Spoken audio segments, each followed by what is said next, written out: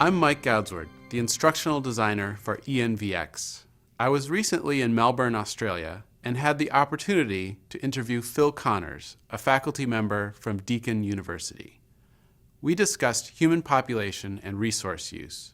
Like the United States, Australia is a developed country, but many of its neighbors are developing nations. Here's our conversation.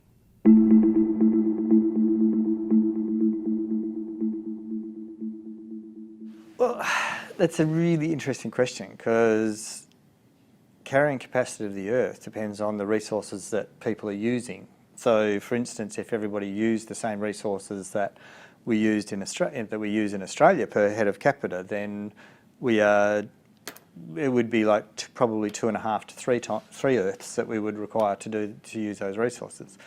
And so, for me, it's more of a sociological understanding about what is it about people and the use of resources.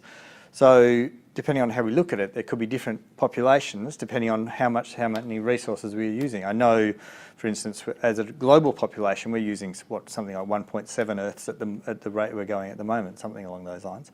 But there's probably less than a quarter of the global population is probably using 3/4 of those resources. So for me, it's a case of not so much having a set number of people, but it's how those resources are utilised and how those resources are distributed between the population that we've got.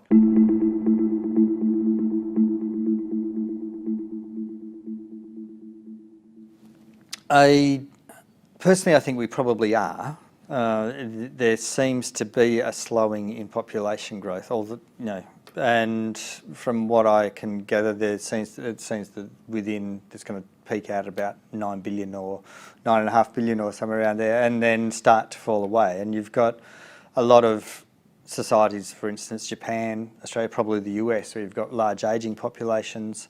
Although in developing countries, you've got a lot of, or countries of the South, you've got very young populations. So but again, it comes back to that resource use. And for me, it also comes back to that notion about our economic system.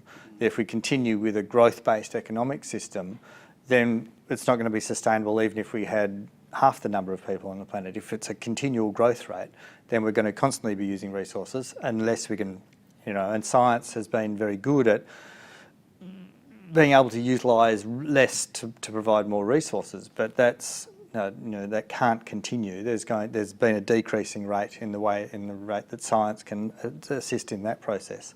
So we've got to have that decoupling of resource use from what's considered economic growth, and so we need to look at all of those different sorts of systems. And I would be loath to put a carrying capacity figure on something, because I think if we start to look at a figure and we don't look at those other issues, then it's not going to help us much at all, unless we start to change the way that our whole economic system and that our whole social structures are developed.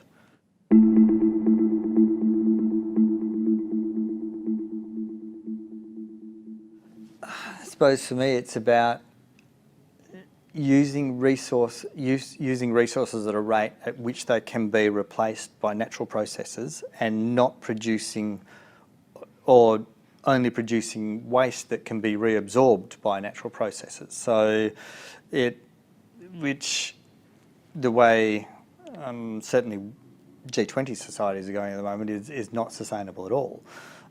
So I look at it more along those lines.